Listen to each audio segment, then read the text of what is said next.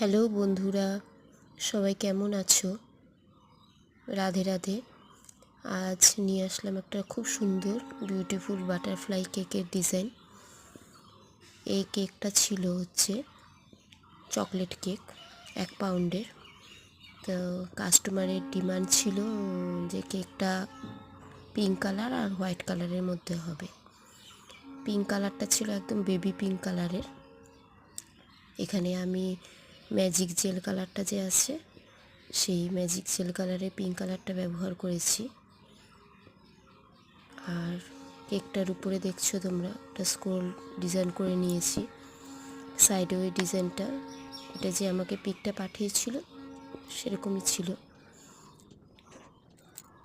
তা এখানে আমি কতগুলো হোয়াইট সুগার বল দিয়ে দিচ্ছি।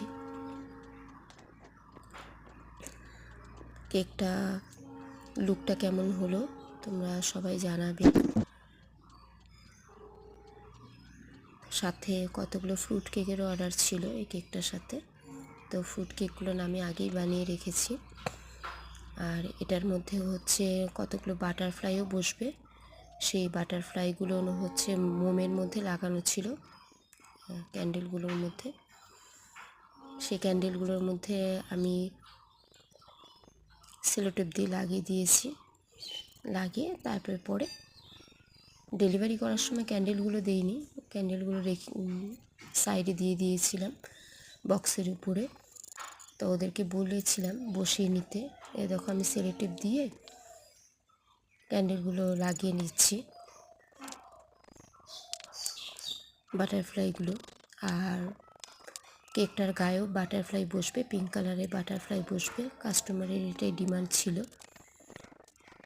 তা স্পঞ্জ বানানোর সময় সবসময় একটা কথা খেয়াল রাখবে যে যেখানেই বসাই আমরা, চুলাতে করি চাই আমরা ওটিজিতে করি, যেন সবসময় আঁচটা একদম ঠিকঠাক থাকে। প্রথম থেকে যদি আঁচটা ঠিকঠাক থাকে তাহলে স্পঞ্জটা ফুলতে খুব সুবিধা হয়।